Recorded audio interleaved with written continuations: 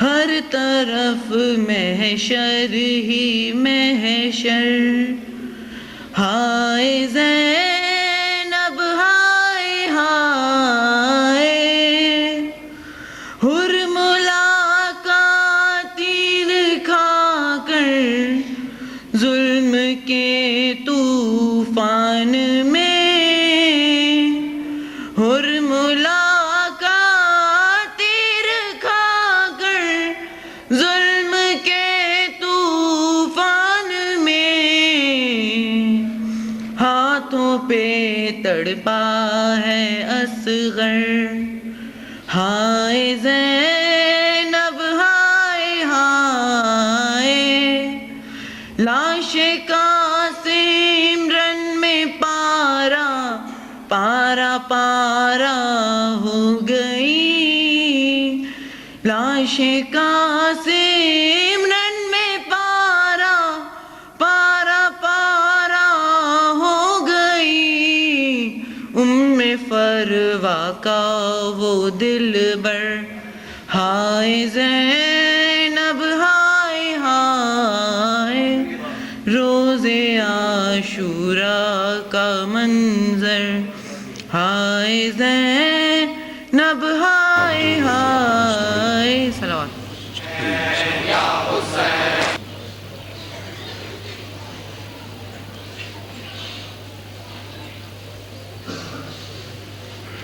اعوذ باللہ من الشیطان الرجیم، بسم اللہ الرحمن الرحیم، الحمد للہ الذی ہدانا لہذا وما كنا لنهتدی لولا ان ہدانا اللہ، لقد جاءت رسل ربنا بالحق والصلاة والسلام على النبي الأمي الخاتم لما سبق والفاتح لمن غلق، المعلن الحق بالحق أبي القاسم محمد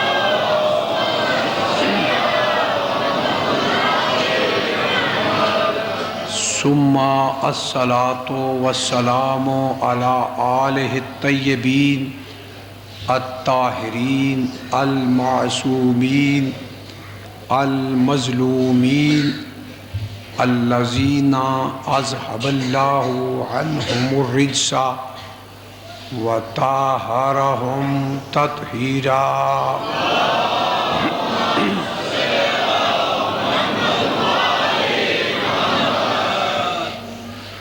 اما بعد فقد قال اللہ سبحانہ تبارک و تعالی فی قرآنہ المجید و خطابہ المتین، بسم اللہ الرحمن الرحیم، فاذکرونی اذکرکم واشکروا لی ولا تکفرون، یا ایہا الذین آمنوا استعینوا بالصبر والصلاۃ ان اللہ مع الصابرین، صلوات و سلام۔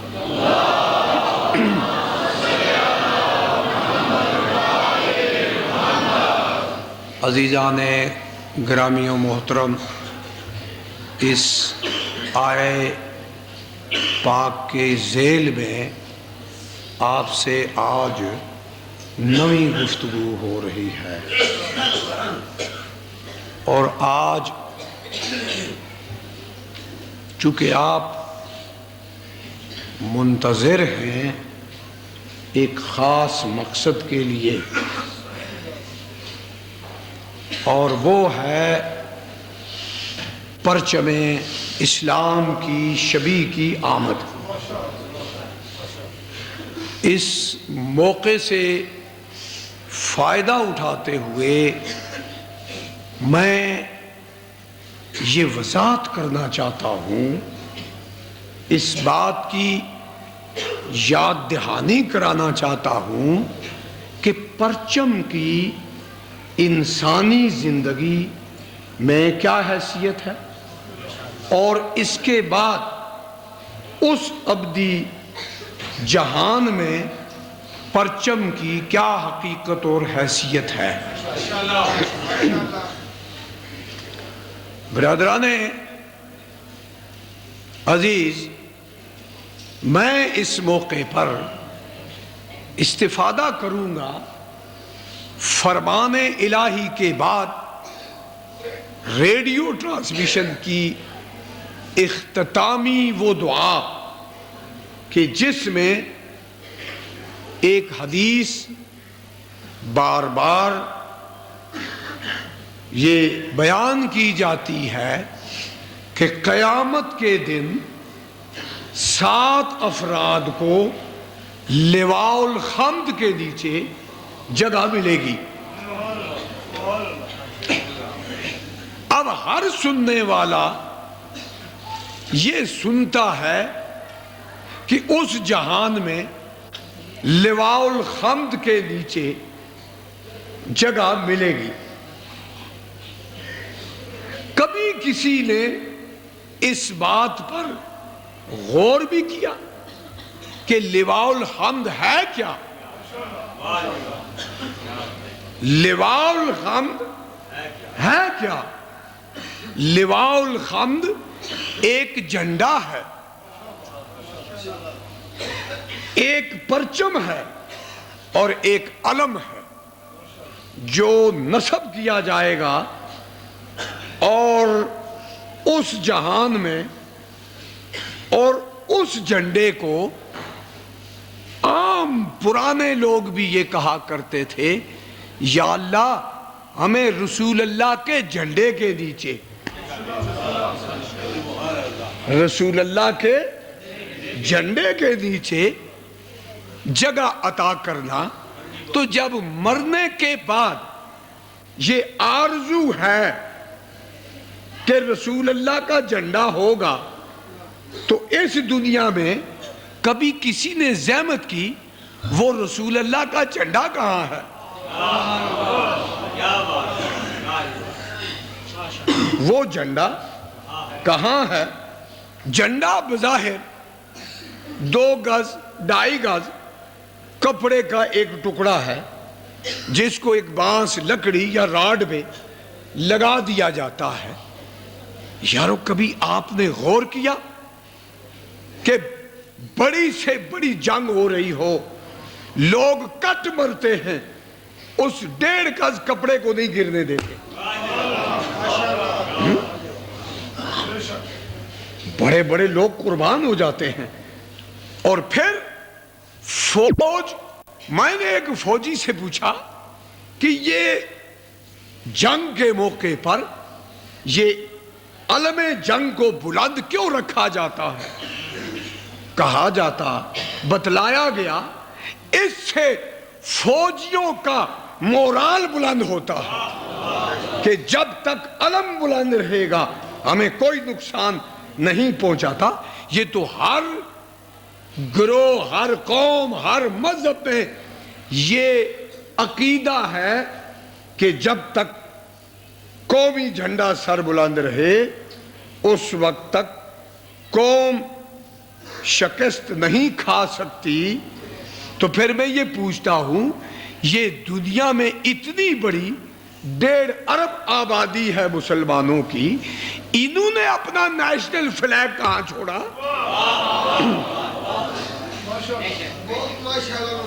مسلمانوں کا نیشنل فلیگ کہاں ہے؟ ہر جماعت کا 4 آدمیوں کی جماعت ہو جھنڈا لازمی، 8 آدمیوں کی جماعت ہو جھنڈا لازمی۔ میں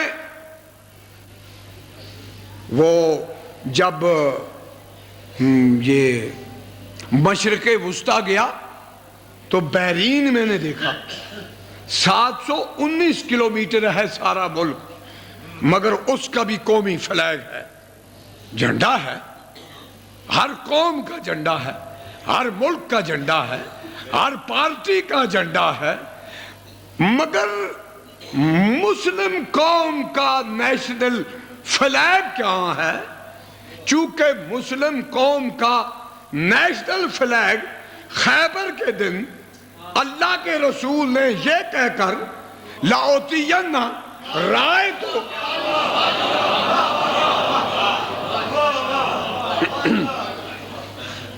لَيُؤْتِيَنَّ رائے تو غدن رجلن کرارن غیر فرارا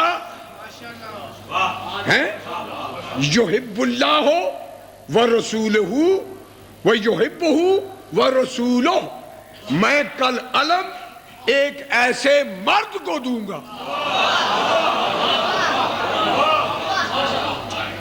مجھے خیبر نہیں پڑھ دی، مجھے خیبر نہیں پڑھ دی. میں نے یہ حدیث بیان کی اور اس کی سند فاروق کشمیری سے لے لیجئے، سیاستہ میں درج ہے. علم عطا کروں گا، لَأُوتِيَنَّ عطا کروں گا. میں اپنی مثال دیتا ہوں، یا کسی مہمان مقرر کی، آپ نے کسی مہمان مقرر کو بلایا، اپنے گھر ٹھہرایا، اس کو بستر بھی دیا، اس کو کمرہ بھی دیا، اس کو تمام آسائشیں دی، مگر جس دن وہ جانے لگا آپ نے اسے بستر بھی واپس لے لیا، چارپائی بھی لے لی، گھر بھی واپس لے لیا. کیوں؟ دیا تھا، دیا تھا، دیا تھا. مگر جب جانے لگا آپ نے اسے نذرانہ عطا کیا. آپ اس سے لے کر دکھائیں. معلوم ہوا جو چیز دی جاتی ہے وہ واپس لی بھی جاتی ہے، اور جو عطا کر دی جائے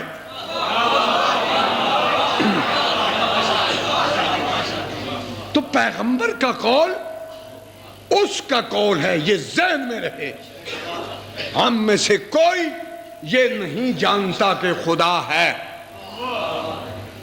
ہم میں سے کسی نے آدم سے عیسیٰ تک انبیاء کو نہیں دیکھا. ہم نے کتب کے نزول کا انداز و طریقہ نہیں دیکھا. ہم نے کخ نہیں دیکھا. ہم نے جو سنا اس سے سنا، اس سے سنا. اس نے کہا خدا ہے، اس نے کہا انبیاء ہیں، اس نے کہا فرشتے ہیں، اس نے کہا دوزخ ہے، اس نے کہا جنت ہے. بڑی توجہ سے میری بات آپ سے بات کریں. پیغمبر کے ساتھ جو لوگ تھے کسی نے خدا کو دیکھا نہیں دیکھا. کسی نے انبیاء کو دیکھا نہیں دیکھا. کسی نے فرشتوں کو دیکھا نہیں دیکھا. کسی نے کتب کے نزول کے انداز اور اسلوب کو دیکھا نہیں دیکھا. اندیکھی چیزوں کو مان لیا، اندیکھی چیزوں کو مان لیا، یقین کر لیا. جو سامنے تھا اسے نہ مانا ہے، جو سامنے تھا اسے نہیں مانا.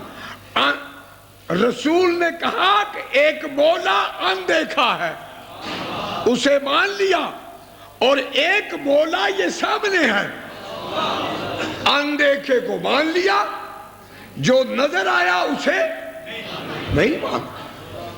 ماشاءاللہ مفتی صاحب، کیا بات کہی، بہت ماشاءاللہ. یہ کیوں؟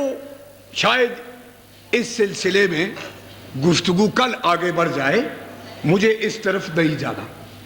مجھے یہ کہنا ہے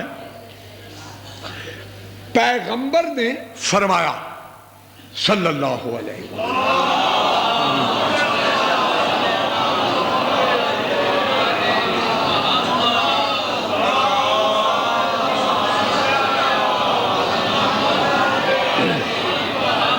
نعرہ تکبیر،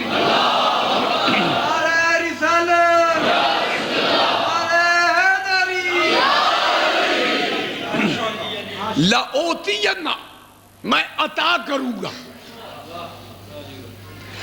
اصحاب کرام ساری رات بے چین رہے کہ کاش یہ ہمیں ملے. تو لہذا علم رسول سے محبت سنت صحابہ ہے.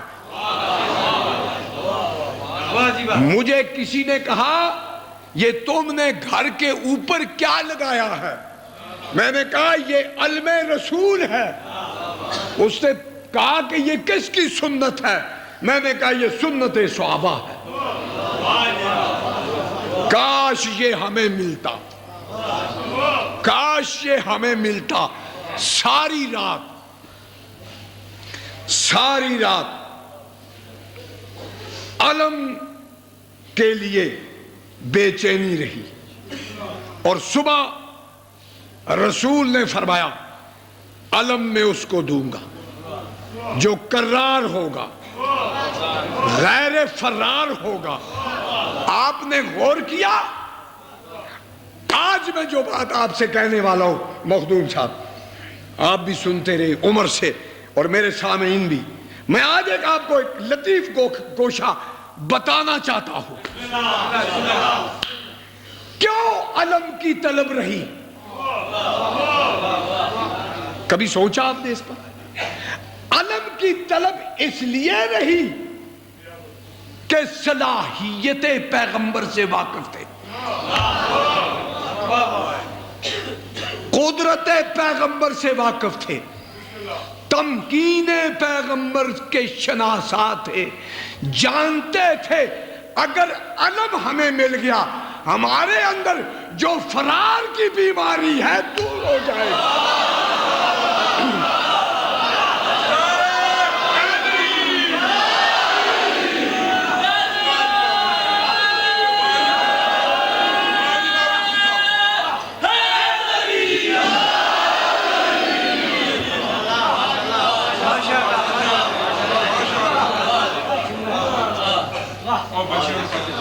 اور قرآن کی وہ آیات سامنے تھی کہ اگر اللہ تمہارے اعمال کو قبول کرے گا یثبت اقدامکم، تمہارے قدموں کو ثابت کر دے گا، حرکت چھین لے گا.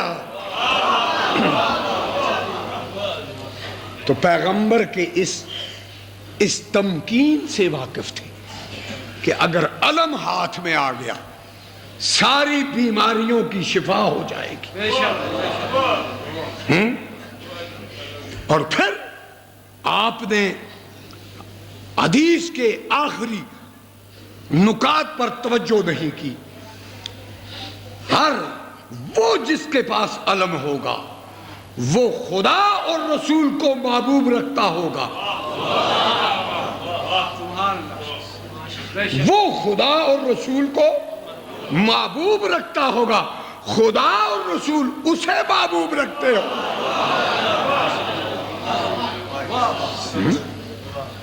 تو یہ علم عطا ہوا پیغمبر کی طرف سے، علی کے پاس رہا. یہ ہے اس پرچم کی. اب آگے کہاں گیا یہ پھر بعد میں آئے گا. آپ درود پڑھیں محمد والے محمد.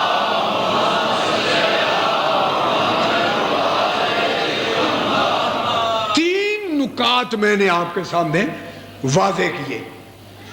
میری تقریر میں ایک خواہش ہوتی ہے کہ جب آپ یہاں سے جائیں تو کچھ لے کر جائیں.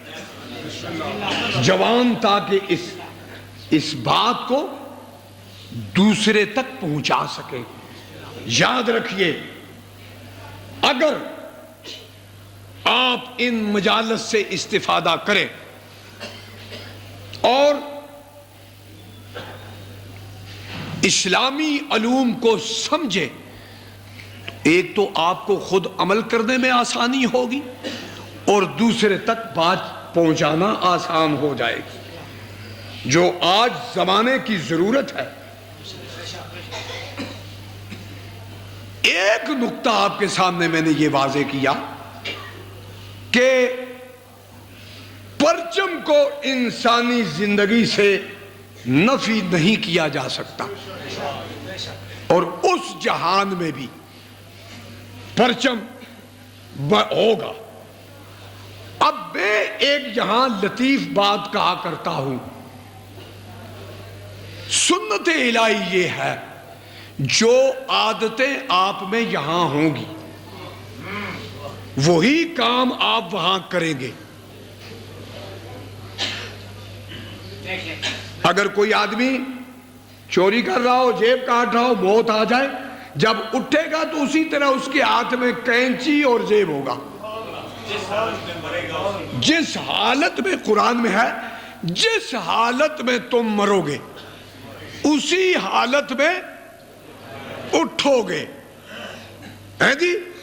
اب ہم نے، میں بحث کو چھوڑ رہا ہوں، ہم نے اس گھر کو ڈکلیئر کیا کہ یہ وہ اللہ کا گھر ہے اور یہ امام کا گھر ہے، وہ اللہ کا گھر ہے، یہ امام کا گھر ہے، اور امام کے گھر کے باہر ہم نے رسول اللہ کا جھنڈا لگا دیا۔ تین ہی چیزیں ہیں، اللہ کا گھر، امام کا گھر، رسول کا جھنڈا۔ کہا اس جھنڈے کے پاس آنے کی عادت ڈالو، کوئی مشکل آ جائے اس جھنڈے کے نیچے آنے کی عادت ڈالو، تاکہ اتنی عادت ڈل جائے جب مشکل ہو جھنڈا نظر آئے۔ اب قیامت سے بڑی مشکل کوئی نہیں، قیامت کی مشکل گھڑی میں یہ عادت کام آئے گی، یہ عادت کام آئے گی۔ جھنڈا دیکھو گے بے اختیار لپکو گے کہ مشکلیں جھنڈے کے پاس حل ہوتی ہے، مشکلیں جھنڈے کے پاس آسان ہوتی ہے۔ آپ کہیں گے جناب یہ کیا بات ہوئی، جھنڈے کے پاس مشکلیں آسان ہوتی ہیں؟ مشکلیں تو خدا آسان کرتا ہے۔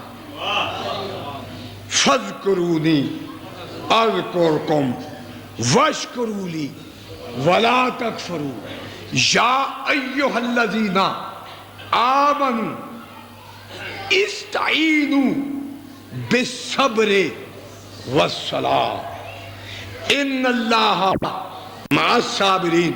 مجھے اور کوئی استدلال اور کوئی آیت پیش کرنے کی قرآن نے حاجت ہی نہیں چھوڑی۔ سیغہ امر کا، سیغہ امر کا، ایمانداروں سے خطاب ہے، مدد مانگو، مدد مانگو۔ اللہ نے یہ نہیں کہا مجھ سے، یار غور کرو، بے صبر و صلاۃ، یہ صبر و صلاۃ سے مدد مانگو۔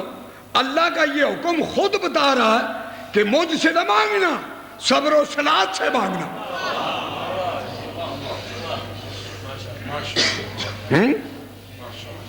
کیوں صبر و صلاۃ سے کیوں مانگنا؟ صبر ہے صابر کا فعل، اور نماز ہے نمازی کا فعل۔ اور رات یہ میں بحث کر چکا ہوں کہ یہ صبر اور صلاۃ بیک وقت کسی ایک میں جمع ہوگی، ہیں جی؟ تو اللہ نے کہا اس سے مانگو، فعل کا کہہ کر فاعل کی طرف متوجہ کرا رہا ہے خدا۔ مانگو تو سخی سے مانگو، مانگو تو سخی سے مانگو۔ ہے آپ نے نام نہیں لیا،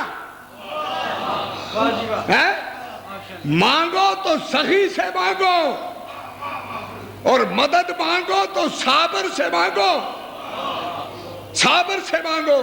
کیوں؟ میں تو خود صابروں کے ساتھ ہوں،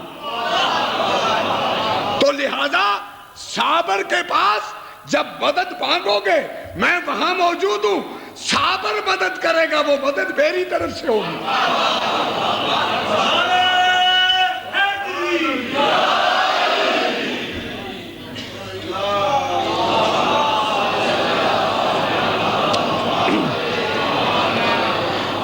دیکھو نقوی صاحب، میں تو ڈیموکریٹک مقرر ہوں، میں آپ کی رائے پوچھتا ہوں، اگر آپ سننا چاہیں تو بات آگے چلے، ورنہ ہم یہیں سے گریز کر جائیں گے۔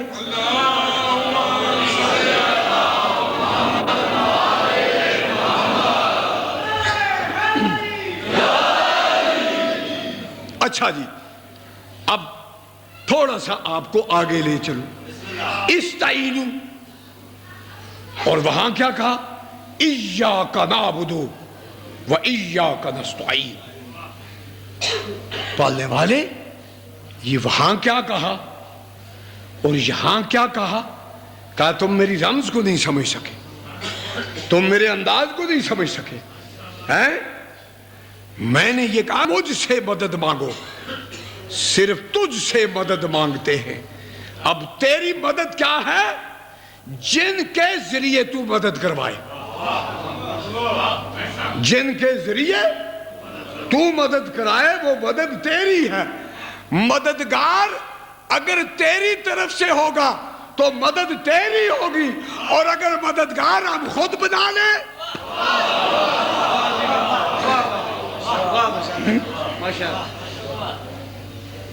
جناب بات یہ ہے کہ اللہ کی طرف سے ایک صاحب گئے نا پیر صاحب کے پاس، پیر صاحب مجھے تعویذ لکھ دیں۔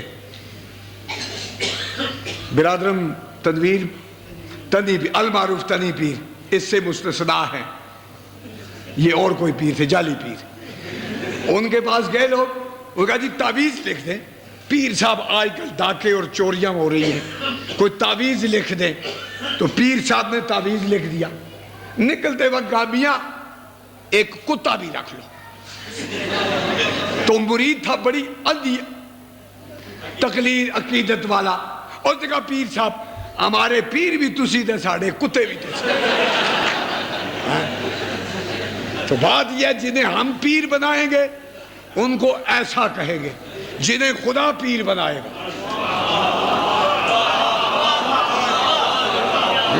جنہیں خدا پیر بنائے گا، ہے جی۔ اب آئیے، استعینوا، مدد مانگو۔ میں قرآن کی 2-4 آیتوں کے سے استفادہ کروں گا، سنی سنائی آپ کی بات کندھے مقرر کے طور پر، آیتیں نہیں پڑھتا آپ کی آسانی کے لیے۔ فلما نودی فلما آتاها نودی یا موسیٰ انی انا ربک فاخلع علیک انک بالوادی المقدس طویٰ۔ موسیٰ علیہ السلام جب وادی طویٰ میں پہنچے، آواز آ گئی، موسیٰ میں تیرا رب بول رہا ہوں۔ موسیٰ متوجہ ہوئے، قریب ہوئے۔ ہاں اب آپ نے اندازہ لگایا اگر کوئی عام آدمی ہوتا اس اندھیری رات میں یہ آواز سن کر گھبرا جاتا۔ نہ گھبرانا یہ بتاتا ہے کہ جہاں عہدہ الہی عطا کیا جاتا ہے بچپن سے وہاں صلاحیت رکھ دی جاتی۔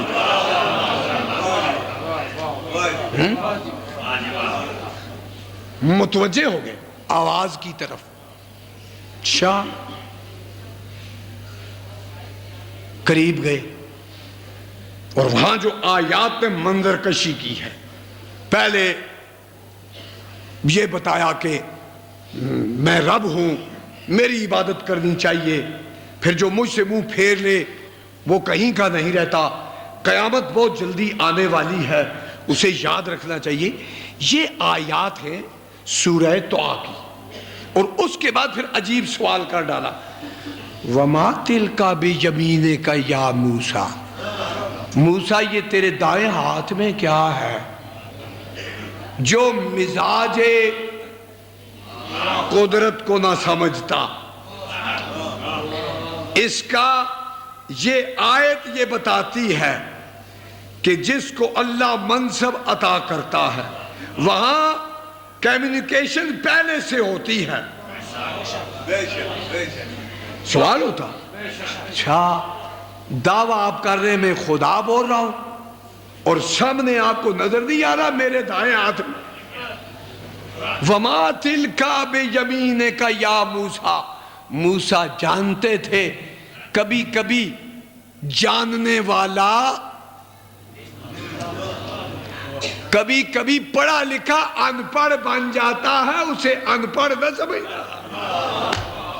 واہ جی واہ. کبھی کبھی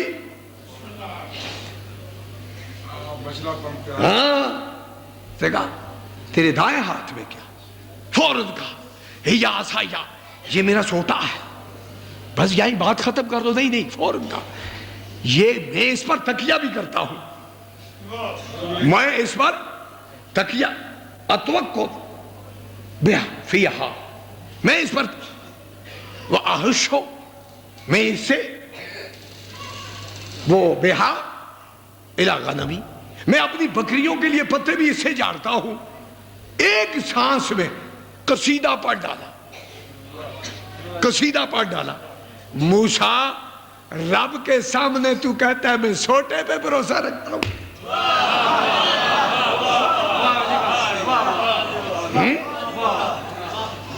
یہ میرا سوٹا ہے یہ میرا عصا ہے اور میں اس پر بھروسہ کرتا ہوں. اس سے میں بکریوں کے لیے پتے جاڑتا ہوں اور یہ اور بھی میری بہت سی مشکلیں آسان کرتا ہے.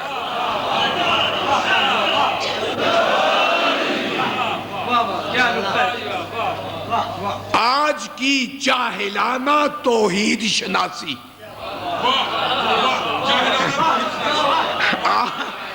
آج کی جاہلانہ توحید شناسی اگر ہوتی تو موسیٰ کے ساتھ سوٹا کم از کم. مگر جواب کیا آیا؟ اب موسیٰ نے 4 صفتیں بیان کی. اللہ نے موسیٰ کو 12 قدرتیں عطا کی اس سوٹے کو. موسیٰ یہ تیرا عصا یہ مجھے اس لیے پسند آیا ہے اس کے نام میں پہلے عین لگا ہوا ہے.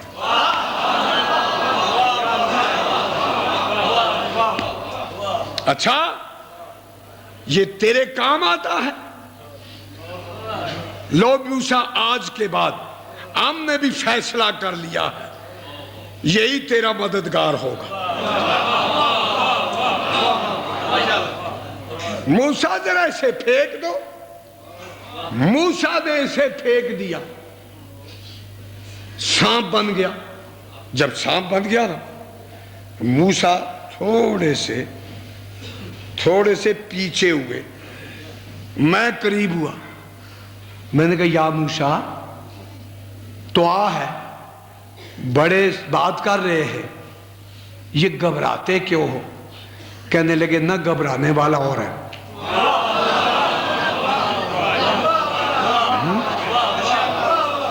میں موسیٰ ہوں میں بنی اسرائیل کا نبی ہوں میں نہ گھبراؤں تو کیسے نہ گھبراؤں. میں محمد کا ناصر تو نہیں ہوں.